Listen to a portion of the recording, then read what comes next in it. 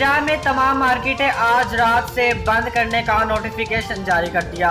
Secretary primary and secondary health care captain retired Mohammad Usman ने notification जारी कर दिया है। तजारती मराकज और मार्केटें आज रात से बंद कर दी जाएंगी। कैप्टन उस्मान, मार्केटें आइंदा 9 दिन तक बंद रहेंगी। तमाम तालीमी इदारे, होटल्स, रेस्टोरेंट्स, हर किस्म के तफरीह मुकामात बंद रहेंगे। ईद उल फितर पर मार्केटों से कोरोना वायरस फैलने के पेश नज़र मार्केटें बंद की जा रही हैं। बकर मंडियों में भी SOPs पर सख्ती से अमल करवाया जाएगा। ईद उल अजहा पर सैर व सियाहत के साथ साथ दूसरे शहरों और सूबों में जाने पर पाबंदी होगी। Secretary primary and secondary health care captain retired Mohammad Usman ने नोटिफिकेशन जारी कर दिया।